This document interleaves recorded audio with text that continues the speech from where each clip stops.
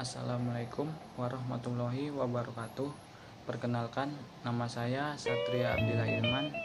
Saya dari Fakultas Ekonomi dan Bisnis Islam, jurusan Ekonomi Islam semester 2. Baiklah, di sini saya akan menjelaskan beberapa materi yang ada di bab 2 tentang permintaan, penawaran, dan keseimbangan pasar. Baik, langsung saja saya akan menjelaskan materi yang pertama tentang teori permintaan, kurva permintaan, dan faktor yang mempengaruhi permintaan. Teori permintaan yaitu teori yang menerangkan tentang ciri hubungan antara jumlah permintaan dan harga. Permintaan adalah jumlah barang atau jasa yang mampu dibeli oleh konsumen. Kurva permintaan. Kurva permintaan adalah suatu kurva yang menggambarkan sifat hubungan antara harga suatu barang dengan jumlah barang yang diminta oleh para pembeli. Pada dasarnya, kurva permintaan yaitu selalu bergerak dari kiri atas ke kanan menurun ke kanan bawah. Kemudian, faktor-faktor yang mempengaruhi permintaan. Ada dua faktor yang mempengaruhi permintaan. Yang pertama, faktor harga, yang kedua faktor bukan harga. Yang pertama faktor harga, yaitu harga barang itu sendiri.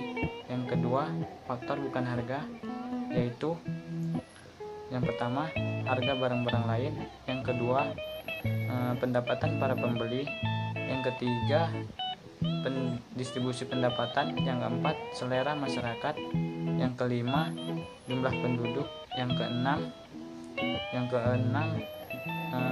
jumlah pembeli, yang ketujuh usaha-usaha produsen untuk meningkatkan penjualan, dan yang kedelapan ekspektasi tentang masa depan atau harapan.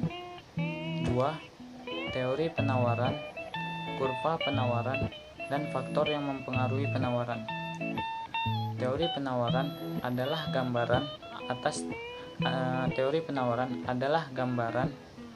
atas hubungan di antara aspek-aspek yang ada di dalam pasar, seperti hubungan antara para calon pembeli dan penjual. Yang kemudian kurva penawaran. Kurva penawaran adalah suatu kurva yang menunjukkan hubungan di antara harga suatu barang dengan jumlah barang yang ditawarkan.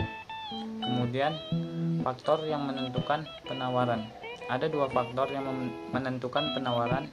Yang pertama, faktor harga. Yang kedua, faktor bukan harga. Faktor harga yaitu harga barang itu sendiri, dan yang kedua, faktor bukan harga yaitu yang pertama, harga barang-barang lain. Yang kedua, biaya untuk memperoleh faktor produksi, dan yang ketiga, tingkat teknologi. Yang keempat, harapan. Yang kelima, jumlah penjual, dan yang keenam, tujuan perusahaan. Kemudian pergerakan dan pergeseran kurva permintaan dan kurva penawaran. Pergerakan kurva permintaan dapat disebabkan oleh berubahnya jumlah produk yang diminta oleh konsumen, sedangkan pergeseran kurva permintaan dapat diakibatkan oleh berubahnya jumlah produk yang diminta oleh konsumen. Pergeseran ini bisa terjadi baik ke kanan maupun ke kiri. Sedangkan pergerakan kurva penawaran itu dapat terjadi diakibatkan oleh faktor harga. Sedangkan pergeseran kurva penawaran itu dapat diakibatkan atau dapat ditimbulkan oleh faktor bukan harga, seperti harga barang-barang lain,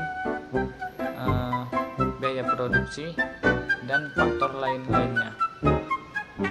Kemudian titik keseimbangan pasar.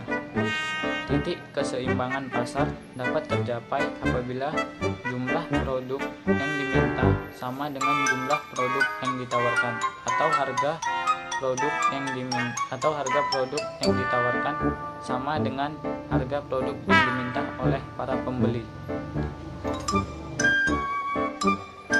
Kemudian teknik menentukan keseimbangan pasar. Ada 3 teknik yang dilakukan untuk menentukan keseimbangan pasar. Yang pertama, secara matematik, dan yang kedua, secara grafik, dan yang ketiga, secara angka. Mungkin untuk penjelasannya saya kurang begitu memahami. Sekali lagi saya mohon maaf, tapi intinya di situ setiap kuantitas barang yang diminta harus sama dengan kuantitas barang yang ditawarkan. Itu saja yang dapat saya pahami. Selebihnya bila ada salah dan kurang jelas yang saya sampaikan, saya mohon maaf. Dengan demikian, wabillahi taufiq wal hidayah. Wassalamualaikum warahmatullahi wabarakatuh.